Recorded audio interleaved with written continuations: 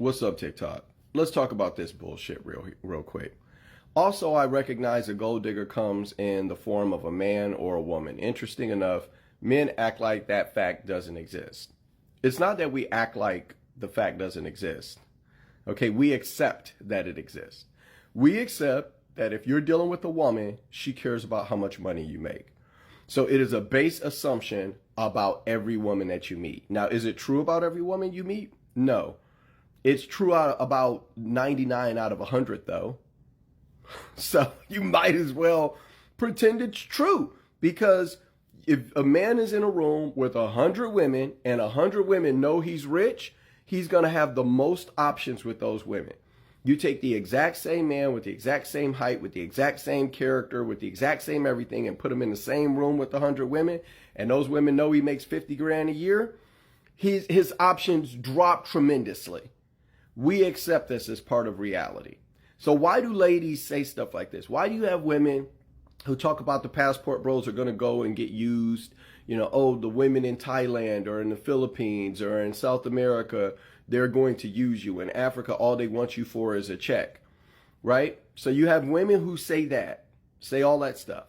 But then they also say, if you are, they also say, I got my own money. I can make my own money. I don't need you for anything. I earn good money, da da da da da, right? So then they say that. But then the same women say, if we're 50-50, you're a roommate. If you can't pay all the bills, I don't have to submit. I don't have to respect you. A real man can pay all the bills, right? I want somebody on my level or higher.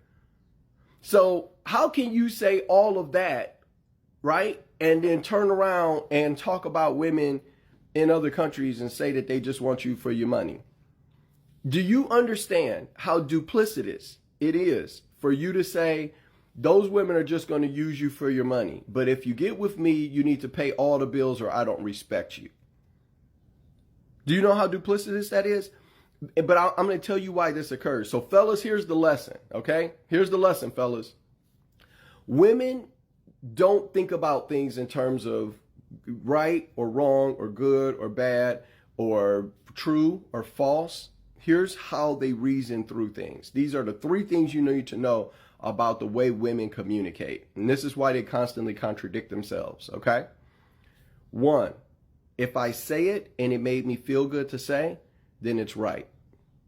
That's how women think. They don't think about, is it provable? Is it probable? Like, is it even fucking real? A woman will make up a completely imaginary situation because it made her feel good to say, and that's why she'll say it. Two, if it doesn't make her feel good to hear from another person, then it's wrong. That made me feel bad. That was triggering. It hurt my feelings. So it's wrong. I'm going to argue against it. So on what they say, does it feel good to say? On what they hear, does it feel good to hear? If it doesn't feel good to hear, then she will argue with you, period. Doesn't matter whether it's right or wrong. And if you prove to her unequivocally that it's wrong, then you're going to get a couple of different responses from her. Shame, guilt, insults, the need to be right. You're sassy, you're gay, you got a little dick, you're insecure, who hurt you. That's what women do when they can't argue against the point, but the point made them feel bad, but they haven't even thought about whether or not it's true. And then here's the third thing you need to understand about female communication. The communication from women to men. Here's the number one most important thing, okay? A woman is never going to argue against her own interests, okay? So I'll give you an example. A woman with multiple kids by multiple men is never going to tell you that you shouldn't date baby mamas if you're a single guy who's rich. She's not. She's not going to argue against her own interests. They think that men operate the same way. They think that a man won't admit that he's a bad deal, right? They feel that everybody, like, why should I argue against myself?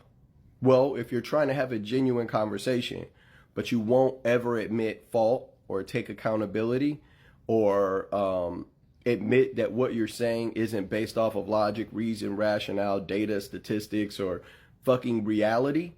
It's just something to make you look good because you don't want to admit that you're a bad deal, or that what you're advocating for or what is best for you is not best for other people.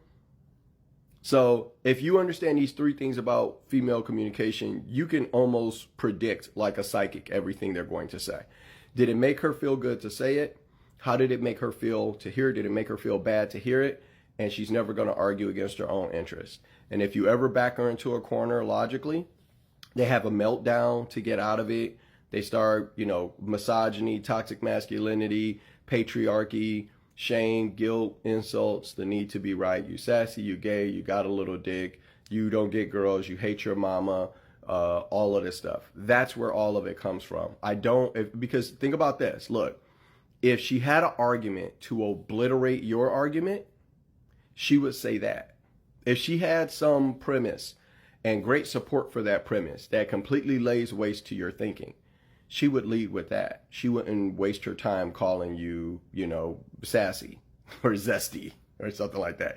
She would be like, you're wrong, right? Here's what's right and here's why it's right. Here's what I think and here's why I think it.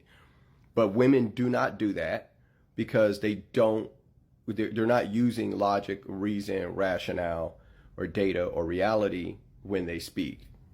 They are using their feelings. How did it make me feel to say that? It made me feel good, so it's right. How did it make me feel to hear that? It made me feel bad. It's wrong.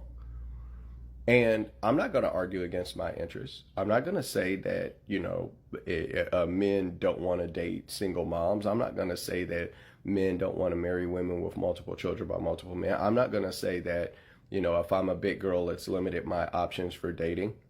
I'm not going to say that anything that goes against my personal interest. And if you don't know the woman you're talking to, that's why oftentimes you end up in these completely circular arguments. So when you look at stuff like this, you wonder, doesn't she know that women everywhere care about how much money you make? We just don't want it to be the only thing you care about.